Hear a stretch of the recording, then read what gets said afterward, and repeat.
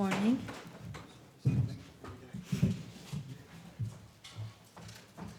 Morning, everyone. Hope you're all well. Thanks for joining us. Match day -1 ahead of tomorrow's game at Wembley Stadium against the Netherlands, joined by Sarina and Lauren. And Lauren would receive her 50th cap if she features tomorrow. Gail, we'll start with you, if that's okay. Good morning, all. Sarina, since we spoke to you just over a week ago, Millie Bright has had to pull out. Can you explain the dilemmas that's given you in terms of personnel, formation and leadership ahead of what are two huge games for you? Yeah, well, of course, she wasn't available for Chelsea before, so we knew we thought she would make it, she didn't. But we always know what's our next step. We talk about that week in, week out. We watch our players week in, week out, and we always think in scenarios, what if someone's not available? What options do we have? And when such a situation occurs, then we make a decision and we move on. And sometimes we wait till, a couple of training sessions and we try out a couple of things. So that's exactly what we've done. And captaincy? Mary will captain the team tomorrow. We spoke to Beth Mead a couple of days ago, and I know you were really excited to have her back in your ranks. She's walking on air at the moment. What have you made of her in the first couple of training sessions? And when you've got a player that just seems to be in that incredible zone, having done what she did at the weekend for Arsenal, it has to come into your thinking that you need it from the start. You need that magic stardust, don't you? Well, we have lots of players up front who are in good form. I'm really excited she's back. Of course, first of all, for as a person, after what she has gone through the last year. She always has a smile. She always connects with everyone, so it's good to have her in the group. But of course, it begins with her performances. And at Arsenal, she's just building in 2 minutes, and you can tell that she's in a good place. Like, of course, her last game was really good. She had she had 2 goals, but one was really nice. And so it's good. It's like she hasn't been gone. She hasn't been away. She feels good. You can tell she trains really well. But we have lots of hard decisions to make for tomorrow. You said after the Belgium defeat, don't panic. We're not going to change the way we do things. But given what's on the line, don't you just have to shift that a little bit tomorrow night? Well, it depends what you say, what we have to shift a little bit. I think we completely dominated the game against Belgium, and a couple of things we should have done better, of course, because if you do that really well, then you win the game. And we didn't win that game. While the intentions, how we wanted to play, where we found found the space, and that was good. Just the final touch. And the final moments to score goals, we didn't do well enough. And of course, we gave away some counterattacks. So we want to prevent that. Just one more before I have a chat with Lauren. Tuesday, it was announced that NUCO, it had all been passed, and from next season, the WSL will look quite different. And going forward, it will look quite different. Does an explosion in the women's game, does all this kind of eyeballs and money make your job easier or harder as the coach of the women's side? I think my job is changing, and because of the growth of the game, things are changing, of course, for me, but also for players. And it's incredible how fast the game grows, and it's really, really exciting to be part of that. What I always say is that I hope we go into a new stage now, and a new phase now with the women's game, which I think is good because you want to keep moving forward with the game. And I just hope, like now, commercially the women's game will grow, and also like the technical part needs to keep growing too. So I hope that goes hand in hand, and we make the right decisions to grow the game commercially, but also to take care of our players and make the game better too. Okay, well, Lauren, congratulations kind of ahead of hoping that you get on tomorrow night at Wembley. 50 caps at the age of 23, that's pretty mind-blowing. Did you ever imagine that you'd get to 50 and do it by the age of 23? I mean, as you said, it's pretty surreal and would be a surreal feeling. To do it at Wembley, there's no better place than to do it there. It would be an incredible feeling if I was able to do that. Every cap is special to me, but obviously to make 50 would just be incredible. And I mean, if you told me that when I was younger, that at 23 you'd make 50 caps, I don't think I'd believe you. So, yeah, I mean, it would be an amazing occasion for me to be able to do that, but we'll just have to wait and see. I mean, you're going to get to 100 in no time at all. Who knows how many caps you might be able to get in this career? Yeah, I mean, that's the dream. Like I said, I work hard for every cap that I get, and yeah, I mean, to make 50 is the first step, and then everyone after that is a bonus. So, yeah, it's an exciting to think what I could achieve in the future. But yeah, take every game as it comes. And as you sit here now, the kind of highlights that spring in your mind over the last 50 caps are what, and how can they help you over the next 2 games, which are really big games for England? So much at stake. Yeah, of course. I mean, looking back, I think every one of the big games that I've had, a lot of them have come from Wembley, like the Euros final, that stands out to me. Game against Brazil, won that as well, won another trophy, and obviously beaten USA as well. So a lot of them have been done at Wembley. So yeah, I mean, there's no better time than the present for tomorrow and to do that job as well. As you said, there's a lot at stake, and we know as a group what's expected of us. So I feel like when it comes to it and when we're put under pressure, a lot of the time we do the job, and like I said, we know what's expected of us, and yeah, hopefully we'll be able to do that tomorrow. And as Sarina mentioned, the game is changing. Who knows how different it might look in a year, 2 years, 3 years' time. But where England is right now, and having had 2 incredible summers, I guess how big is the importance of being at the Olympics next year, just to keep that narrative, to keep it going, to keep that momentum happening off the back of the Euros and the World Cup? Yeah, it's massive. Obviously, I've been to an Olympics before. So I've experienced it once, but I want to experience that again. I want to be at major tournaments every single year. We've seen what we can achieve as an England group. But like you said, the next few years are so important for us. We've got a lot of major tournaments coming up, and our sights are set right now on the next Olympics, and we want to get there first. So yeah, we've got a couple of important games coming up to put us in good stead to compete in that tournament, and that's what we want to do as a group. So yeah, we've all got that desire, and like I said, we know what's expected and what's at stake for us. Hi, Sarina.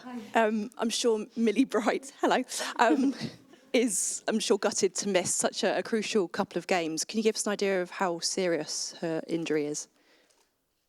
Well, she wasn't available for now. And of course, she was very, very disappointed she couldn't be there, but she really had to take care of herself.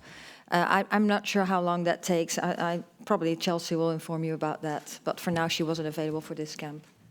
England fans are so used to seeing England now reach finals, win trophies. I think some may be surprised to see that we are where we are, 3rd in the group. Are you surprised, or is it simply a sign that other teams, particularly in Europe, are now catching up with the likes of England? Yeah, well, of course, I think we went into the Nations League and we knew that the game is growing, teams are getting better. And while I think before teams wanted to beat England, I think that is even more. Now we have done so well. And if you look at the games, I don't think we played really, really poor.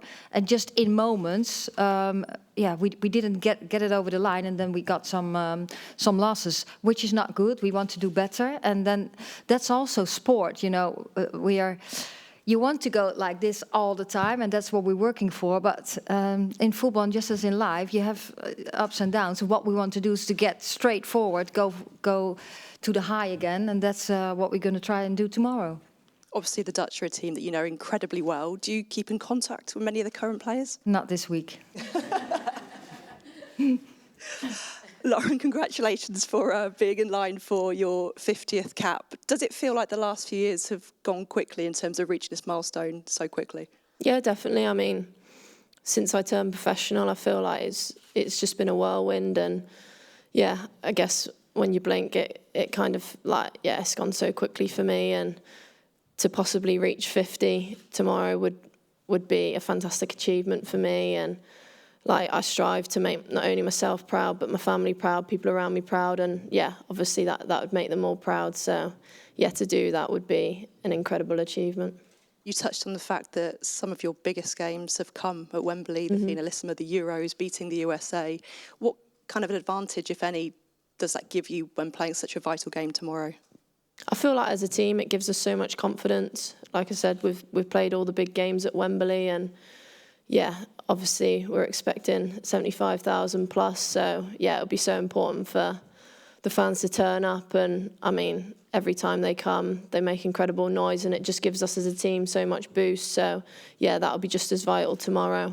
But yeah, as a team, we're in a great place. We've had a few days of good training, and yeah, we know what's to expect from us, and we're ready to do a job. Does it feel different stepping out at Wembley compared to other stadiums? Oh yeah, I mean, walking out at Wembley is just incredible, and it's an atmosphere like no other.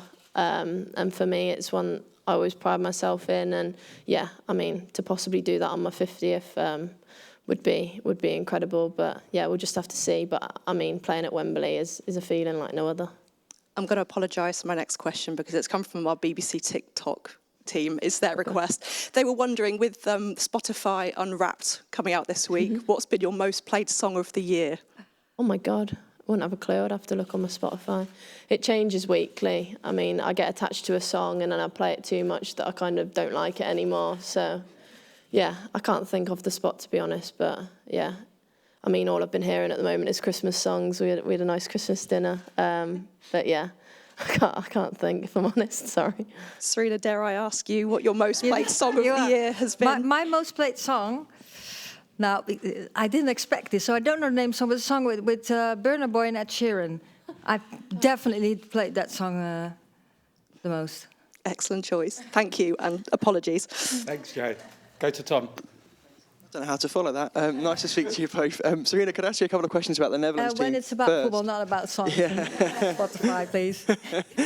You know the Dutch team very well, of course. I'm wondering how you think they will cope with the occasion, playing at Wembley, the huge crowd.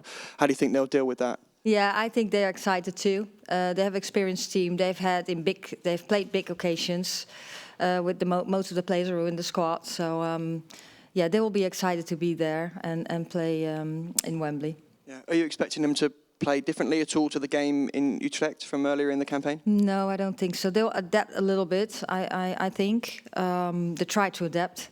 Hopefully they can't. But no, they won't all of a sudden change their style of play because this has been very recognizable and very clear how they play.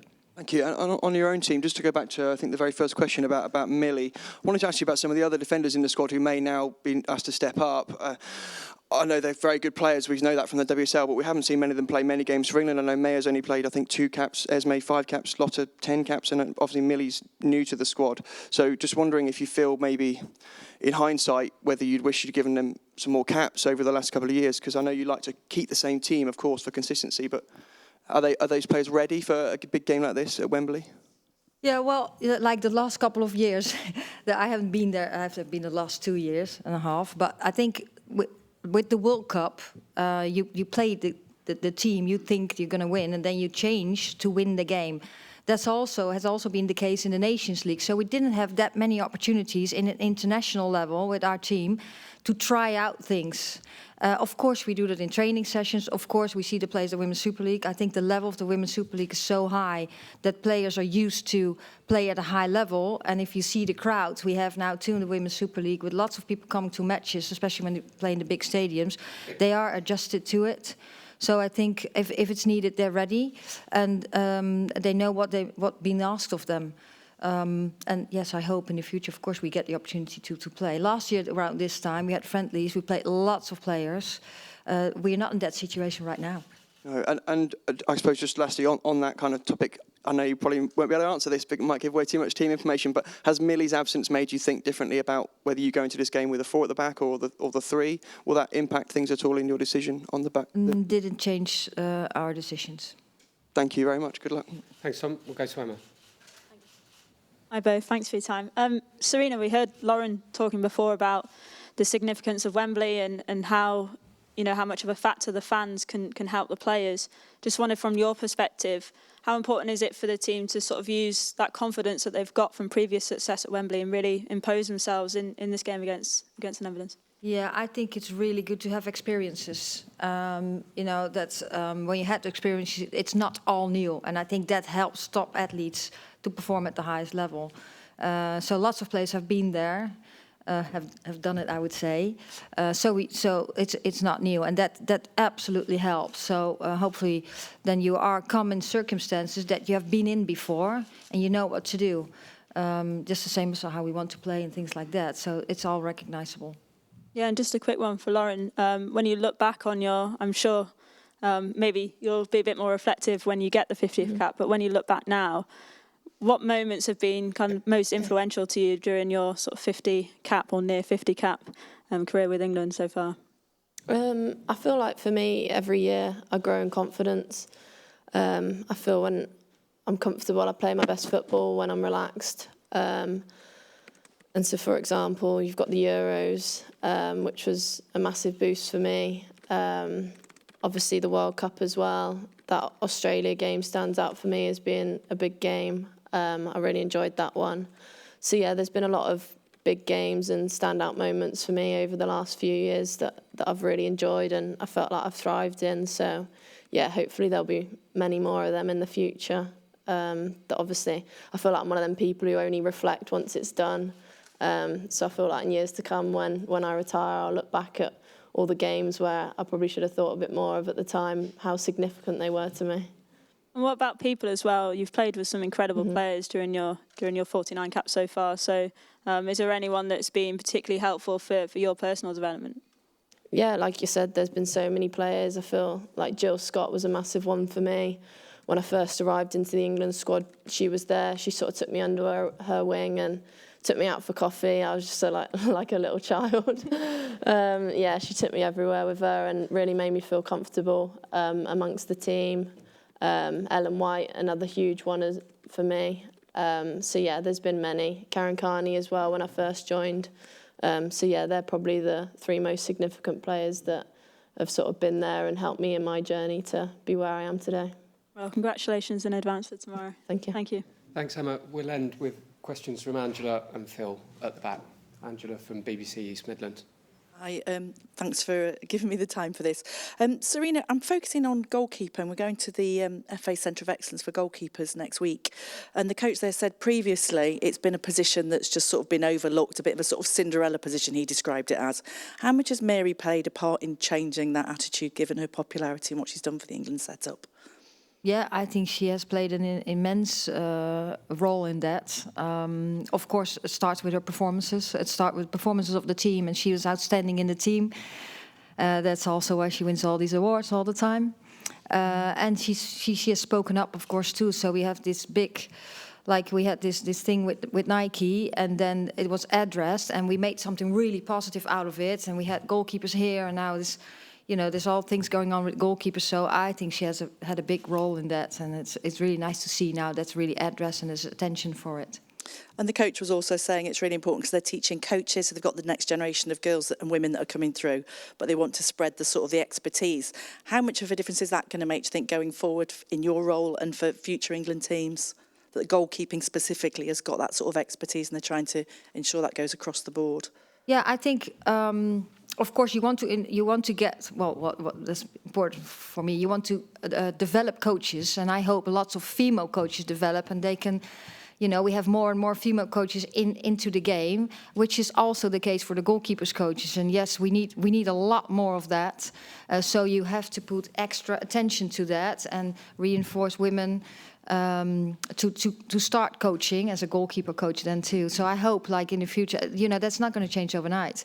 But I hope in a couple of years you see more and more, just like female coaches, you see a lot more now too, but you still want to keep growing. It's the same case for the goalkeepers coach, and that's a very specific part of the game, so it needs some support. Brilliant. And just one for you, Lauren. This is another feature that I'm doing.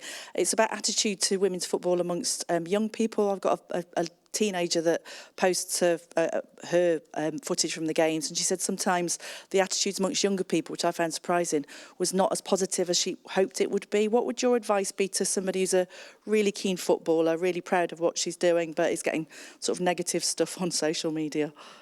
I think the main thing for me is to believe in yourself. I feel like if you don't believe in yourself, then who's going to? That's probably the main thing. I feel like especially if you grow up in a place where there's not many opportunities for young girls, especially a lot of us here growing up, we didn't have many opportunities to be able to succeed, and you didn't necessarily see a pathway. But I think if you believe in yourself, that's a start, and if you work hard, then anything's possible, really. And you're hopefully going to get your 50th cap. Dora, how much has it changed from when you first started to play football to where we're at now with the women's game? Yeah, women's football especially has grown so much over the years, especially since I started playing. You now see so much investment and so much time put into making it available for so many young girls, not only girls, obviously boys as well, making it available and possible. And I think now that they see a pathway and they see role models like who you see here today, and being able to watch it and know that it's possible and know that there is a way to be successful, it's so important. And you've seen the increase in the amount of people wanting to take up girls' football, and yeah, it's massive for us, and it's one of the jobs that we want to do as a team to help grow the game so that there's many talented girls in the future.